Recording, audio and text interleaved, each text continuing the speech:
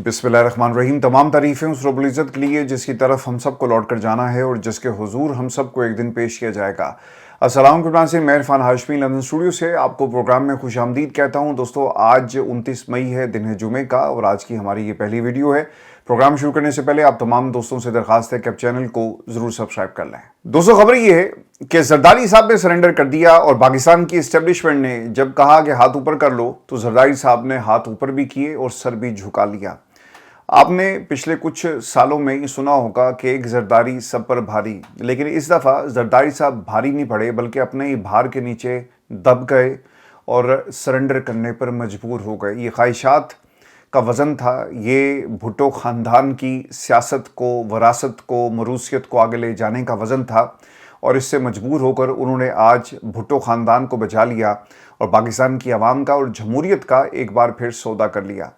दोस्तों, जरदारी साहब हमेशा से व्हीलर डीलर रहे, डील करने के माहिर समझे जाते हैं और हर मुश्किल सूरत हाल से निकलना जरदारी साहब को खूब आता है। लेकिन इस दफ़ा तमाम बातें पाकिस्तान की इस्टेब्लिशमेंट की माननी पड़ी और पाकिस्तान की इस्टेब्लिशमेंट के आगे सर झुकाना पड़ा। दोस्तों, एजाजुल हक साहब ने कुछ दिन पहले एक स्टेटमेंट दी थी मीडिया से गुफ्तगू करते हुए कि जरदारी साहब को सरेंडर करना पड़ेगा, 28वीं तरमीम के ऊपर हर सूरत ये मोहर लगाएंगे।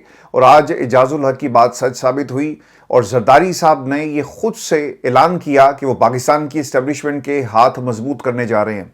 ये जी मोरो गए, नौशहर फरोज में उनका दौरा था, जहाँ पे उन्होंने अपने खिताब के अंदर पाकिस्तान की इस्टेब्लिशमेंट के आगे कौम के सामने सरेंडर कर दिया। खिताब में क्या कहते हैं कि भुट्टो की वरासत को आगे लेकर जाएंगे। हमने हमेशा 73 के आइन के तहत काम किए, हम सब मिलकर इस्टेब्लिशमेंट के हाथ मजबूत करेंगे और अपने भी हाथ मजबूत करेंगे। अब आपको पता लग गया कि ये ख़ानदान सियासत जो कर रहे हैं पाकिस्तान के अंदर पिछले 78 वर्षों में, जब से इनका वजूद और जब से पाकिस्तान की आवाम इनको झेल रही है, ये पाकिस्तान की आवाम के लिए सियासत नहीं कर रहे। रोटी कपड़ा मकान जिस जमात ने नारा लगाया, ना पाकिस्तान की आवाम को रोटी मिली, ना कपड़ा मिला, ना मकान मिला। हाँ, अगर किसी को मकाम मिला तो वो जरदारी था या जरदारी का ख़ानदान था या फर्जंदे जरदारी है। दोस्तों, भुट्टो की वरासत आसिफ अली जरदारी की औलाद से नहीं चलेगी, भुट्टो की वरासत भुट्टो ख़ानदान से चलेगी। आज भुट्टो की सियासत के ऊपर जिन लोगों ने कब्जा किया वो पाकिस्तान की आवाम को ये बता रहे हैं कि भुट्टो की वरासत को आगे लेकर जाना है। बिलावल जरदारी है, बिलावल भुट्टो नहीं है, और बिलावल जरदारी अपने बाप की सियासत को आगे लेकर जाएगा। पाकिस्तान के अंदर ये मुल्क इन लोगों के लिए एक शिकारगाह है, ये शिकारी हैं और पाकिस्तान की आवाम का ही शिकार करते हैं। मैं आपको पिछले कई सालों से ये अल्फाज आपके सामने बार बार दोहराता हूँ, इसलिए कि आज इनकी हकीकत एक बार फिर सामने आ रही है। जो दिल की बात थी वो ज़ुबान पर आ गई कि भाई हम पाकिस्तान की इस्टेब्लिशमेंट से लड़ नहीं सकते। पाकिस्तान की इस्टेब्लिशमेंट हमें कह रही है कि अगर तुमने डील ना की और 28वीं तरमीम के ऊपर मोहर ना लगाई तो फिर तुम्हारे केसेस खुलेंगे, पाकिस्तान के हर शहर में तुम्हारे केसेस खुलेंगे, हर उस बंद फाइल को हम खोलेंगे जिसे हमने बंद कर दिया था। और इन तमाम फाइलों को इसलिए बंद किया गया ताकि तुम अपना मुंह हमेशा के लिए बंद रखो और जब जरूरत पड़े तो तुम पाकिस्तान की इस्टेब्लिशमेंट के हाथों को मजबूत करोगे। दोस्तों, पहले तो ये काम ना छुप छुपा के बंद कमरों में होते थे, लेकिन अब जलसों में ऐलान किया जाता है कि भाई हम तैयार हैं आपकी खिदमत के लिए और हम आपके हाथों को मजबूत करेंगे। हमने लोगों को मुआशी खुद मुख्तारी देनी है। जरदारी साहब ये कहते हैं जदीद दौर में ज़राअत को फ़रोग देंगे। 78 वर्षों से झक मार रहे थे, हम अपना हाथ सीधा कर रहे थे और एक नेट प्रैक्टिस चल रही थी। अब दोबारा से जब हमारी हुकूमत और हमारे वजूद को ख़तरा लाहक हुआ तो हमने दोबारा से पाकिस्तान खप्पे का नारा लगा दिया। जरदारी साहब ये कहते हैं कि मैंने पाकिस्तान खप्पे का नारा इसलिए लगाया क्योंकि अगर पाकिस्तान है तो हम सब हैं। बेनज़ीर भुट्टो ने भी शहादत पाकिस्तान के लिए दी। भारत में मुसलमानों के साथ होने वाले मुजालिम को मीडिया पर नहीं दिखाया जाता। भारतीय हुकूमत सोचने समझने की सलाहियत से महरूम है। दोस्तों, मेरे कुछ सवालात और आप भी अपने सवालात इसमें ऐड कर सकते हैं कि जरदारी साहब ने ये जो यू टर्न लिया और जिस तरह से व्हीलिंग डीलिंग वो हमेशा करते रहे, आज भुट्टो ख़ानदान का नाम इस्तेमाल करके जरदारी ख़ानदान को बचाने की वो कोशिश कर रहे हैं। दोस्तों, सवाल नंबर 1, भुट्टो ख़ानदान की असल में वरासत क्या है? 1970 के इंतखाबात के बाद अवामी लीग मुल्क में जीत जाती है, लेकिन आप इक़्तिदार को मुंतकिल नहीं करते। आपने जो कौमी असम्बली का इजलास था इसके बाइकआउट का ऐलान किया। इससे क्या हुआ? तफरीक हो गई। और ये पहली बुनियाद थी पाकिस्तान के दो टुकड़े करने वालों की। जो असल कहानी है वो यहाँ से शुरू होती है कि अगर आप उस वक्त मैंडेट को तस्लीम कर लेते तो आज पाकिस्तान दो लख्त ना होता, बांग्लादेश पाकिस्तान से अलग ना होता और एक अलग मुल्क ना बनता। लेकिन ये भी भुट्टो खानदान की लेगेसी है। अब हुआ क्या, इन्होंने पाकिस्तान के तमाम इदारों को नेशनलाइज कर दिया, कौमी तहवील में ले लिया। इससे दो चीजें बड़ी खराब हुई। पहली चीज कि जो प्राइवेट इन्वेस्टर था वो भाग गया, फिर ब्यूरोक्रेसी, अफसरशाही ये परवान चढ़ती है। और 1970 के बाद, 72 के बाद जब से इनको नेशनलाइज किया गया, आप उठाकर देख लें, पाकिस्तान में कोई कौमी इदारा जो गवर्नमेंट सेक्टर में है वो सही तरह से काम नहीं कर रहा। इनके हालात आपके सामने हैं। और लोग प्राइवेट की तरफ क्यों भागते हैं? क्योंकि वहां पर ऑनरशिप ली जाती है। और यही वजह है कि पाकिस्तान में जितने भी इदारे, मैं आपको ना एक छोटी सी एग्जांपल देता हूं। ये जो स्टील मिल है, ये स्टील मिल इनसे चलती नहीं है, आपके सामने। अगर आज आप इसे प्राइवेटाइज कर दें, चलना शुरू कर देगी। और ये जब इस किस्म के सफ़ेद हाथियाँ पाल लेंगे और ऐसी पॉलिसीज़ लेकर आएंगे, उसका नुकसान पाकिस्तान को ही होना था ना, वो आपके हमसाया ममालिक को तो नुकसान नहीं होना था। और ये लेगेसी है भुट्टो ख़ानदान की, जो पाकिस्तान को तोहफे के तौर पर दी गई। फिर बलूचिस्तान में फ़ौजी ऑपरेशन, आप में से बहुत कम लोग जानते होंगे कि 1973 में एक फ़ौजी ऑपरेशन किया गया। और 1973 में भुट्टो हुकूमत ने बलूचिस्तान के मुंतखब सूबाई हुकूमत बरतरफ की और बादशाह फ़ौजी कार्रवाई शुरू कर दी। और इस फैसले ने वफाक और बलूचिस्तान के दरमियान इत्तेमाद को शदीद नुकसान पहुंचाया और लहदगी पसंद रुझानात को मजीद तकवीत मिली। और ये जो हम आज कहते हैं ना कि बलूचिस्तान के हालात ख़राब हैं, कंटेनर्स को आग लगा दी जाती है, आपके शनाख्ती कार्ड को देखकर आपको गोली मार दी जाती है अगर आपका ताल्लुक पंजाब से हो, आप दिन की रोशनी में कोयटा का सफ़र नहीं कर सकते, गाड़ियों को रोक कर मारा जाता है, लोगों को निकाल कर मारा जाता है। और ये सिलसिला चाहे वो सिविलियंस हों, चाहे वो फ़ौजी हों, सबके साथ एक ही किस्म का रवैया वहाँ पर रखा जाता है। ये बुनियाद 1973 में रख दी गई थी जब आपने पहला फ़ौजी ऑपरेशन वहाँ पर किया। ये नफ़रतें ऐसे नहीं बढ़ी। आज अब ये कहते हैं ना कि ये अलहदगी पसंद रुझानात, ये अलहदगी पसंद रुझानात 1973 से मौजूद थे। और फिर इसमें जो सबसे बड़ा जुल्म ये हुआ कि इन लोगों को, जब इन पे जुल्म हुआ, इन लोगों को हाईजैक कर लिया गया। बाहर से ताकतें देख रही थी बलूचिस्तान के हालात को, और उन्होंने फिर इन लोगों को जाकर सपोर्ट करना शुरू किया। और अब ये तमाम की तमाम जो सेपरेटिस्ट मूवमेंट्स हैं जिनको भारत सपोर्ट करता है, अफगानिस्तान से उनको सपोर्ट मिलती है, कुछ मिडल ईस्ट के कंट्रीज इनको सपोर्ट करते हैं, और बलूचिस्तान के हालात ख़राब जानबूझकर किए जाते हैं। और ये कोई एक दो साल की बात नहीं है, एक दहाई की बात नहीं है, बल्कि पिछली 5-6 दहाइयों से बलूचिस्तान के हालात ख़राब हैं और जानबूझकर ये हालात जो हैं वो ख़राब किए गए। और दोस्तों, भुट्टो ख़ानदान की एक और लेगेसी मुलाहिज़ा करें, फेडरल सिक्योरिटी फोर्स। आप पाकिस्तान में आज ना पंजाब पुलिस को भी जुल्म करते हुए देखते हैं, बाकी इदारे भी यही काम कर रहे हैं कि जो नहीं इनके हक में बोलता उसे हमेशा के लिए खामोश कर दो, जो ज़्यादा बोलेगा उसे मुल्क से भगा दो। ये कुछ हो रहा है ना पाकिस्तान में, इदारों को इस्तेमाल किया जाता है। हर दौर में ये सब कुछ हुआ। ये भुट्टो ख़ानदान की लेगेसी थी कि फेडरल सिक्योरिटी फोर्स बनाई गई। अब ये फेडरल सिक्योरिटी फोर्स क्या काम कर रही थी? एक प्राइवेट फोर्स की तरह काम कर रही थी। जैसा पंजाब पुलिस आजकल प्राइवेट फोर्स बन के काम कर रही है ना, इसी तरह फेडरल सिक्योरिटी फोर्स भी यही काम कर रही थी। भुट्टो दौर में कायम की गई फेडरल सिक्योरिटी फोर्स पर सियासी मकासद के लिए इस्तेमाल होने के इल्ज़ामात, मुखालिफिन के मुताबिक इस इदारे को अपोजिशन पर दबाव डालने के लिए इस्तेमाल किया गया। आज में और भुट्टो ख़ानदान ने जो कुछ किया, कोई फ़र्क आपको नज़र आता है? उस वक्त फ़र्क ये था कि ये चीज़ें रिपोर्ट नहीं होती थी, किताबों में ये निकाल कर मैं आप तमाम दोस्तों के सामने लेकर आ रहा हूँ। और आम जो हमारे जो यंगस्टर्स हैं शायद उनको ये बातें मालूम नहीं होंगी। वो लोग जो 1977 और 1970 उसके बाद जो उन्होंने वो दौर देखा, भुट्टो का दौर देखा, उन्हें यकीनन याद होगा। अखबारात को इजाज़त नहीं थी ये चीज़ें लिखने की। आज तो कोई आप जुल्म करते हैं ना, किसी को अगवा करें, किसी को गिरफ्तार करें, पाकिस्तान का सोशल मीडिया बोलना शुरू हो जाता है।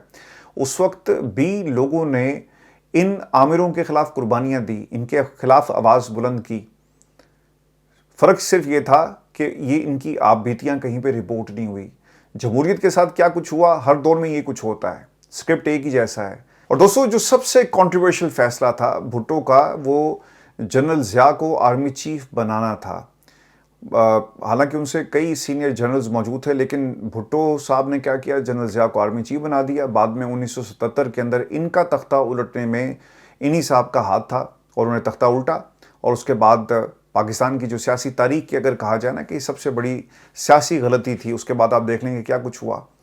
और जरदारी साहब ये कह रहे हैं कि हमने पाकिस्तान की इस्टेब्लिशमेंट के हाथ पाँव उनको मजबूत करना है और अपना भी सब कुछ मजबूत करना है, ये उनका नारा है। फिर एक और जो सबसे बड़ी कंट्रोवर्सी है, पाकिस्तान पीपल्स पार्टी के दोस्त जो हैं वो शायद नाराज़ हो जाएं कि पीआईए का क्या हाल कर दिया आपने। आपको पता है कि पीआईए में जितनी भी भर्तियां हैं ये सारी पीपल्स पार्टी के दौर में हुई हैं। इंटरनेशनल लॉस को आप उठाकर देखें कि एक एयरक्राफ्ट को तकरीबन कोई 30 से 35 आपको क्रू मेंबर्स चाहिए होते हैं, लेकिन पाकिस्तान में 250-300 آپ کو ریکارڈ پہ ملیں گے. بہت سارے لوگ ہیں جو کبھی نوکری پہ گئے ہی نہیں لیکن ان کو گھر میں بیٹھے ہوئے تنخواہ ملتی رہی اور اوور دا ایئرز ملی. اگر آج پی اے کے یہ حالات ہیں, جو آپ کا ایک قومی اثاثہ, ایک ایسی ایئر لائن جس کی مثال پوری دنیا میں لوگ دیا کرتے تھے, آپ ٹرینڈ سیٹر تھے, آج اس کے حالات یہ ہیں کہ آپ کے پاس اتنے پیسے نہیں ہیں کہ آپ اس کو چلا سکیں, بلکہ آپ نے اسے اونے پونے بیچ دیا ایک پرائیویٹ شخص کو. اور یہ پاکستان کا قومی اثاثہ تھا, یہ بھی بھٹو خاندان کا پاکستان کو تحفہ دیا ہوا ہے کہ پاکستان پیپلز پارٹی اس ادارے کو بچا سکتی تھی, لیکن یہ ہی وجہ بنی اس ادارے کے زوال کی. اور زرداری صاحب یہ کہتے ہیں کہ ہم نے بھٹو کی لیگیسی کو آگے لے کر چلنا ہے. دوستو, عمران خان کو جیل میں 1027 دن ہو گئے. ان آلموسٹ 3 سالوں میں عمران خان کی جماعت تحریک انصاف کے اندر بہت ساری ٹرانزیشنز دیکھی گئی. وہ لوگ جو عمران خان کے بیانیے کے ساتھ کھڑے رہے انہیں جیل میں ڈال دیا گیا, اور جو لوگ عمران خان کے بیانیے کا بوجھ اٹھا نہیں سکے وہ پاکستان تحریک انصاف کو یا تو چھوڑ کر چلے گئے یا پھر جماعت میں رہتے ہوئے پراکسی کا کام کرتے رہے. پچھلے کچھ دنوں سے عمران خان کی رہائی تحریک اب ہمیں صرف اور صرف ملاقات تحریک تک نظر آ رہی ہے, اور تحریک انصاف کی اب یہ کوشش ہے کہ کسی طرح سے انہیں الشفا ہسپتال منتقل کر دیا جائے.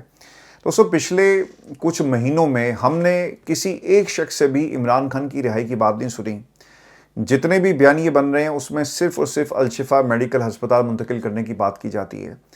بعض لوگ اگر آپ تحریک انصاف کے اندر بات کریں خبر کے لیے اور یہ جاننے کی کوشش کریں کہ منگل کو کیا ہونے جا رہا ہے, کیا سہیل افریدی جائیں گے نہیں جائیں گے, بہنوں کے ساتھ سہیل افریدی ایک پیج کے اوپر ہیں. پاکستان تحریک انصاف میں 92 لوگ جن کے بارے میں کہا یہ جاتا ہے کہ ان میں سے 52 افراد نے بغاوت کر دی اور وہ سہیل افریدی کے خلاف کسی قسم کا فارورڈ بلاک بنا رہے ہیں. تو خبریں وہاں سے کیا نکل رہی ہیں کہ جناب پس پردہ بات چیت اس وقت جاری ہے, اور آپ پاکستان تحریک انصاف میں کسی سے بھی بات کر لیں تو آپ کو ایک ہی جواب ملتا ہے کہ جناب ہماری بات ہو رہی ہے اور مذاکرات جاری ہیں. لیکن کس سے جاری ہیں, کیا مذاکرات ہو رہے ہیں, کس لیول پر ہو رہے ہیں, یہ آپ کو لوگ نہیں بتا سکتے, کیونکہ مذاکرات کا کوئی وجود موجود ہی نہیں ہے. یہ صرف پاکستان تحریک انصاف میں لوگوں نے ایک نیا طریقہ نکال لیا کہ ہم عمران خان کے لیے ایک راستہ نکال رہے ہیں, کوشش کر رہے ہیں کہ عمران خان کی جو الشفا ہسپتال منتقلی وہ ہو سکے. دیکھیں, الشفا ہسپتال منتقلی کا معاملہ تو آج کا ہے, لیکن اس سے پہلے کون مذاکرات کر رہا تھا,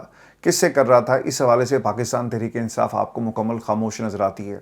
تو محسن نقوی صاحب سے ان کی ملاقات تو ضرور ہوئی, لیکن اس کا نتیجہ کیا نکلا؟ نتیجہ یہ نکلا کہ جب یہ منگل والے دن احتجاج کرتے ہوئے اسلام آباد کی طرف آئے تو بہت سے لوگوں کو گرفتار کر لیا گیا اور ملاقات پھر نہیں کروائی گئی. اگر مذاکرات کسی لیول پر ہو رہے ہوتے تو یقیناً عمران خان کو الشفا ہسپتال منتقل کروایا جا سکتا تھا, لیکن یہ مذاکرات صرف ایک بہانہ ہے.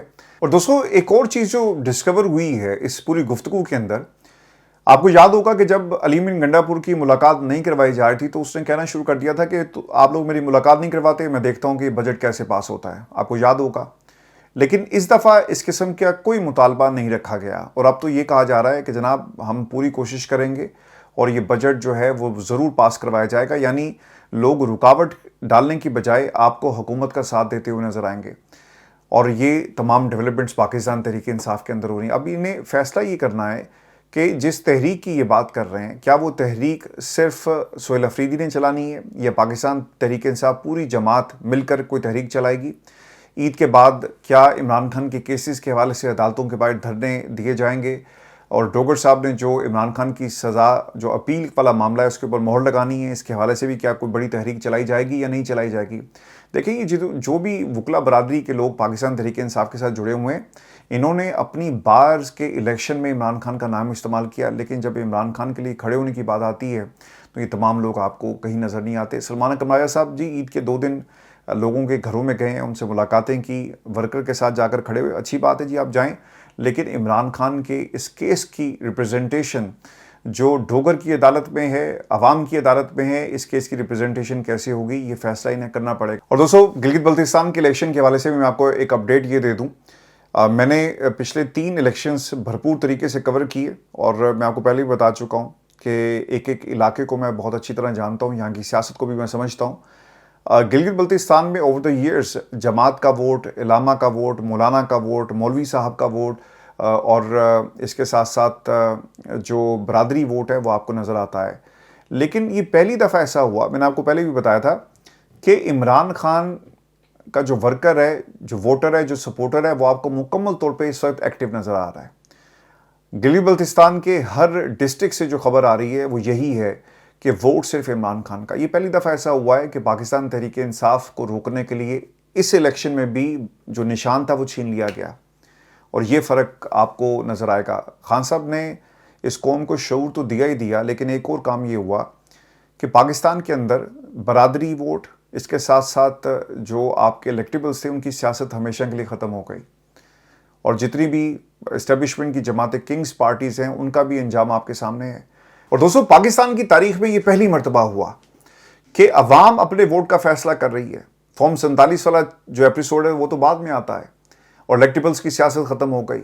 وہ کامران ٹیسوری جو بڑے فخر سے اسٹیج پہ کھڑے ہو کر کہا کرتا تھا گورنر ہاؤس میں کہ آپ نے ووٹ ڈالا، ضروری تو نہیں ہے کہ ووٹ جس کو ڈالا اسی کا ووٹ نکلے۔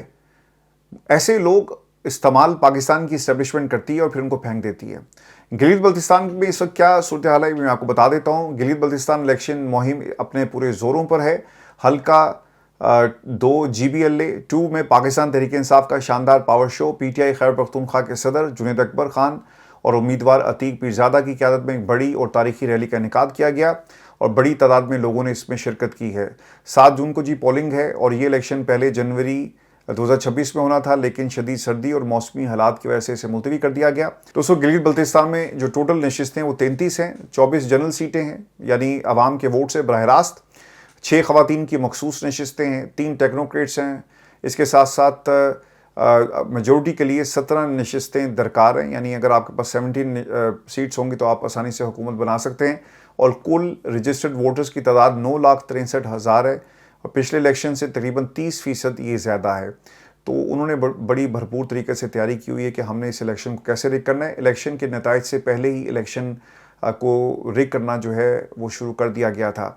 تو میں آپ کو ایک خبر یہ بھی دے دوں، اور ڈاٹ صاحب جو ہیں وہ اس وقت امریکہ میں، وہاں پر انہوں نے 28 مئی کی ایک تقریب سے خطاب کرتے ہوئے پاکستان کی عوام کو ایک پیغام دیا۔ وہ پیغام کیا تھا، ذرا سن لیں۔ اسحاق ڈار نے امریکہ میں کہا کہ پاکستان نے 28 مئی 1998 کو ایٹمی طاقت بن کر عالمی سطح پر اپنا مقام منوایا۔ اسحاق ڈار صاحب نے کہا کہ اپنے وطن سے محبت کا ثبوت دیں اور اپنے ملک میں انویسٹ کریں، لیکن ایک سوال ہے میرا ڈار صاحب آپ سے کہ یہ نواز شریف کے بچے تو یہ کام نہیں کرتے۔ حسن نواز نے جتنی دیر وہ برطانیہ میں رہا، ابھی بھی اس کے یقیناً یہاں پہ بزنسز ہوں گے اور بہت ساری کمپنیز اس نے یہاں پہ کھولی ہوئی ہیں، تو اس نے پیسہ پاکستان میں کیوں انویسٹ نہیں کیا؟ اور حسین نواز صاحب جو ہیں وہ اکثر سعودی عرب میں پائے جاتے ہیں، دبئی میں بھی۔ اب ان کے بزنسز پوری دنیا میں پھیلے ہوئے ہیں۔ اگر آپ جب ان پہ کوئی برا وقت آتا ہے نا، اور ان کے کیسز، ان کی فائلیں کھلنا شروع ہوتی ہیں، تو پھر ان کے اصل کرتوت دنیا کے سامنے آتے ہیں کہ ان کے بزنسز دنیا میں کہاں کہاں پھیلے ہوئے ہیں اور کس قسم کا یہ بزنس کرتے ہیں۔ لیکن یہ پاکستان اوورسیز کو یہ کہہ رہے ہیں کہ آپ پاکستان آئیں، بھئی پاکستان میں امن ہوگا تو پیسہ ضرور پاکستان کی عوام پاکستان لے کر جائے گی، انویسٹ کرے گی، لیکن گارنٹیز کیا ہیں؟ آپ کا عدالتی نظام ایسا نہیں ہے کہ کہیں پر بھی کوئی آربیٹریشن شروع ہو جائے اس کا فیصلہ کر سکیں۔ کئی سال کیس چلتا ہے، کون آئے گا اس ماحول کے اندر؟ بلوچستان میں کون انویسٹ کرے گا؟ بلوچستان کے حالات آپ کے سامنے ہیں، پنجاب کے حالات آپ کے سامنے ہیں، اب تو اسلام آباد کے بھی حالات ویسے ہی جیسے لاہور کے ہیں یا بلوچستان کے ہیں۔ تو ان حالات کے اندر فورن انویسٹمنٹ آنا اتنا آسان نہیں ہے، اور ایک ایسا ٹاسک ہمیں تو یہی کہا گیا تھا کہ ڈار صاحب کی حکومت آئے گی، ڈار صاحب آئیں گے، ڈالر کا ریٹ نیچے جائے گا، ڈالر ڈار صاحب سے ڈرتا ہے۔ شہباز شریف صاحب آئیں گے، تجربہ کار ہیں، تجربہ ان کے پاس موجود ہے۔ تو سیاستدان ایسی باتیں کرتا ہے نا کہ اسٹیبلشمنٹ کے ہاتھ مضبوط کریں گے، انویسٹمنٹ پاکستان کے اندر لے کر آؤ، تو سمجھ میں آتا ہے کہ یار ان کا کام یہی ہے۔ اور دوستو، پاکستان میں صحافیوں کی ایک پوری لوٹ ہے جو دن رات قصیدے پڑھ رہی ہے، سبق ہمیں پڑھا رہی ہے، پاکستان کی عوام کو بتا رہی ہے کہ ہاؤس آف شریف نے کیا کیا۔ ایک منیب فاروق صاحب ہیں اور ایک منصور علی خان، دونوں بیٹھے ہوئے تھے ایک پوڈ کاسٹ کے اندر، اور اس میں دونوں نے کیا کہا۔ منصور علی خان صاحب یہ کہتے ہیں کہ مریم نواز نے کام کا پرچار تو بہت کیا، لیکن ابھی تک یہ ٹیسٹ نہیں ہوا کہ یہ پروپیگنڈا ووٹ میں بدلا یا نہیں۔ ابھی تک ایسا کوئی نہیں ملا جو کہے کہ میں نون لیگ کا تھا اور اب میں پاکستان تحریک انصاف کو ووٹ دوں گا۔ ہاں، کچھ لوگ ملے ہیں جو کہتے ہیں کہ کام ہو رہا ہے اور اس بار مریم کو ووٹ دیں گے، منصور علی خان۔ تو یہاں پہ صحافت کیا ہونی ہے؟ یہاں پر تو ترجمانی ہو رہی ہے۔ آپ شام کو یہ پروگرام کرتے ہیں، مجھے نہیں یاد پڑتا کہ پاکستان میں ان صحافیوں نے کبھی کوئی انویسٹیگیٹو سٹوری کی ہو۔ آپ کو یاد پڑتا ہے ضرور ہمیں ہماری تصحیح کر دیں۔ پاکستان کے اندر سر انویسٹیگیشن جو تھی، انویسٹیگیٹو جرنلزم تو ویسے ہی ختم ہوگی، تحقیقاتی صحافت اب ہمیں ہوتی ہوئی نظر نہیں آتی۔ کتنی دیر ہوگی کہ ہم نے کوئی بڑا سکینڈل کسی حکومت کا، کسی مقامی حکومت کا، کسی ایون کے کونسلر لیول پہ بھی کوئی ہم نے سکینڈل دیکھا ہو؟ یہاں پر کوئی خبر نہیں آتی، صرف پی آر ہو رہی ہے، ترجمانی ہو رہی ہے، اور پاکستان میں جو انویسٹیگیٹو جرنلزم کرنا بھی چاہتا ہے تو اسے بھی دبا دیا جاتا ہے۔ آج آپ حالات دیکھ لیں کہ کیا ہیں، اور ان کی پوڈ کاسٹ کے اندر، ان کے ویلاگس کے اندر صرف تعریفی کلمات آپ کو ملیں گے۔ دوستو، صحافی کا کوئی کام نہیں بنتا کہ وہ حکومت وقت کی تعریفیں کرے یا کسی خاص سیاسی خاندان کے قصیدے آپ کو پڑھتا ہو نظر آئے، پھر آپ میں اور ترجمانوں میں کوئی فرق نہیں رہتا۔ یہ وہ لوگ جو اپنی صحافت میں اس تعریف کو ایک باقاعدہ اس کا ایک حصہ سمجھتے ہیں، ان کے لیے ایک ویڈیو ہے جی، یہ Pakistan institute of medical science Islamabad کی ہے۔ اب یہ سیلیبریٹنگ مارکہ حق کی کوئی تقریب تھی، اور organise by the college of medical technology, اور بچے وہاں پہ بیٹھے ہوئے ہیں، اور وہاں پہ نعرے کیا لگ رہے ہیں؟ قیدی نمبر 804۔ آپ کس طرح سے لوگوں کو مائنس کریں گے؟ آپ مائنس نہیں کر سکتے۔ عمران خان کو پاکستان کی سیاست سے مائنس نہیں کیا جا سکتا۔ جتنے مرضی آپ منیب فاروق جو ہیں وہ میدان میں آ جائیں، غریدہ فاروقی جیسے لوگ میدان میں آ جائیں، اور نہ جانے کتنے لوگ جو اس راہ پہ چل پڑے اور اپنی صحافت کو وہ اس طرح سے زندہ رکھے ہوئے ہیں۔ اور مجھے تو حیرت ان لوگوں پہ ہوتی ہے جو ان لوگوں کو سنتے بھی ہیں اور پھر ان کو فالو بھی کرتے ہیں۔ انفارچونیٹ ہے پاکستان کی صحافت کے لیے، اور صحافیوں کو جو کام ہے وہ کر نہیں رہے۔ آپ کی بیٹ کے اندر ہزاروں کی تعداد میں ایسی سٹوریز ہوں گی جن کو آپ پاکستان کی عوام کے سامنے رکھ سکتے ہیں، انویسٹیگیٹو سٹوریز کریں، لیکن آپ کو کوئی اکانومی پہ بات کرتا ہوا نظر نہیں آئے گا۔ ہمارے ملک کا سر المیہ کیا ہے؟ میں ڈاکٹر ندیم الحق صاحب کو سن رہا تھا، ان کا ایک کلپ جس میں وہ یہ کہتے ہیں کہ پاکستان کی صرف 13 کمپنیاں جن کی ویلیو $1 ارب سے زیادہ ہے، جبکہ انڈیا کی صرف ٹاٹا 440 ارب ڈالر کی ہے، دبئی کی کمپنیاں 40-50 ارب ڈالر کی ہیں، ہماری کمپنیاں $1 ارب نہیں کراس کر سکتی۔ ہماری 13 کمپنیاں جو $1 ارب سے زائد کی ہیں، ان میں سے 5 حکومت کی ہیں، جبکہ 4 پرائیویٹ کمپنیاں جو $1 ارب سے زیادہ ہیں، اور وہ بھی بینک ہیں۔ خدا کے واسطے لوگوں کو گرو کرنے دیں اور آگے بڑھنے دیں، لیکن وہ کہتے ہیں کہ نہیں، انٹرنیٹ کو بند کر دو، انٹرنیٹ بند ہوگا تو پاکستان ترقی کرے گا۔ پھر آپ جا کر امریکہ میں ترلے کرتے ہیں کہ یار تاڑی بڑی مہربانی، پیسے جڑے ہیں تسی پاکستان سے بھیجنے نے۔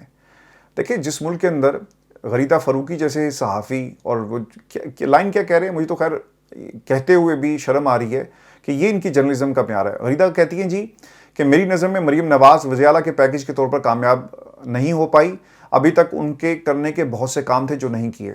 میں جانوروں کے حقوق کا بہت خیال رکھتی ہوں، لیکن مریم نواز کی حکومت میں ان معصوموں، بے زبانوں اور مظلوموں پر بہت ظلم ہو رہا ہے۔ یہ انتہائی شرمناک اور افسوسناک ہے۔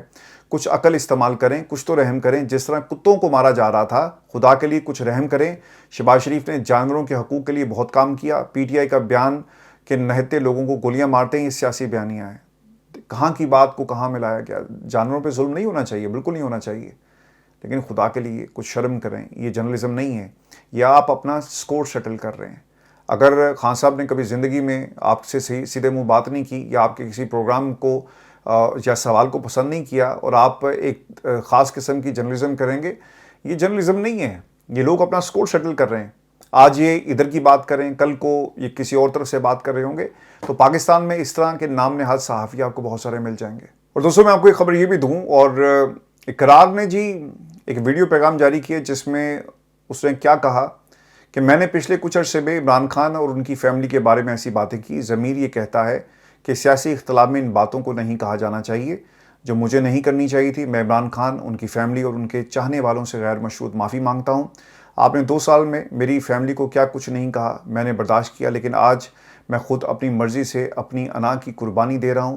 خان صاحب جب جیل سے باہر آئیں گے تو میں ان سے مل کر بھی معافی مانگوں گا۔ چلو، اس سے تو اپنی اپوائنٹمنٹ جو پکی کر لی ہے۔ اور دوستوں، میں آپ کو ایران امریکہ جنگ کے حوالے سے بھی خبر دے دوں، اور رپورٹ یہ ہو رہا ہے کہ ایران کے فضائی دفاعی نظام نے بوشہر کے قریب امریکی طیارہ تباہ کر دیا ہے۔ یہ ایرانی میڈیا کا جی دعویٰ ہے، اور ایرانی میڈیا نے جسے رپورٹ کیا، ایران کے ساحلی صوبے بوشہر میں فضائی دفاعی نظام نے ایک دشمن طیارے کو تباہ کر دیا۔ امریکی حکام کی جانب سے طیارہ تباہ ہونے کی تصدیق نہیں کی گئی، اور نیم سرکاری خبر رساں ادارے تسنیم نے اسے بھی رپورٹ کیا کہ ضلع جام کے گورنر نے بتایا کہ آج رات پیش آنے والا واقعہ ایک دشمن طیارے کو مار گرانے سے متعلق تھا۔ شہر کی صورتحال اب معمول کے مطابق ہے، اور اس سے پہلے ایران کے شہر بوشہر میں دھماکے کی آوازیں سنی گئی۔ دوستو، ایران کا اپنے ہرمز میں امریکی جنگی جہازوں پر بیلسٹک میزائل سے حملہ، خبر ایجنسی نے یہ بھی رپورٹ کیا ہے۔ اور برطانوی خبر ایجنسی روئٹرز نے ایرانی خبر ایجنسی فارس کے حوالے سے کہا کہ ایران نے آبِ ہرمز میں امریکی بحری जहाज़ों पर बैलिस्टिक मिसाइल फायर किए। खबर एजेंसी के मुताबिक ईरानी मुसल्लह अफवाज ने ये हमले ईरान के जनूबी इलाके से किए। हमले पहले से तय करदा अहदाफ पर किए गए और दूसरी जानिब ईरानी मीडिया के मुताबिक ईरान की मुसल्लह अफवाज ने ईरान के जनूबी इलाकों से चंद मखसूस अहदाफ की जानिब मिसाइल फायर किए हैं। तो ये जो मुज़ाकरात की बात हो रही है और जो माहौल बना वो आपके सामने, लेकिन सेंटकॉम का जो सेंट्रल कमांड है जी, वहाँ से एक स्टेटमेंट आया कि बुशहर के करीब कोई अमरीकी तैयारा तबाह नहीं हुआ, तमाम फ़ज़ाई असासे महफूज हैं। और अमरीकी सेंट्रल कमांड ने तस्दीक की है कि ईरानी सूबे बुशहर के करीब कोई अमरीकी तैयारा तबाह नहीं किया गया और ऐसी किसी खबर में कोई सच्चाई नहीं है। दोस्तों, ये जो जंग है ना, ये 60 दिन के लिए एक मेमोरेंडम ऑफ अंडरस्टैंडिंग, अब ये इसको इन्होंने तैयार कर लिया है। वहाँ पे डॉक्टर साहब इस वक्त मौजूद हैं कि लेट्स सी इसका क्या नतीजा निकलता है। लेकिन ये मेमोरेंडम ऑफ अंडरस्टैंडिंग जो है, ऑब्वियसली ये मुज़ाकरात की मेज़ पर बैठने के हवाले से, कि जब हम मुज़ाकरात की मेज़ पर बैठेंगे तो हमने क्या कहना है, क्या बातचीत होगी, एक तरह से TORs जो हैं वो तय किए गए। दोस्तों, ये हमारी आज की वीडियो थी। आज लेट हो गई है, मैं माज़रत चाहता हूँ। इंशाल्लाह दोपहर को आपसे दोबारा मुलाकात होगी। इजाज़त दीजिए, अल्लाह ने के बाद।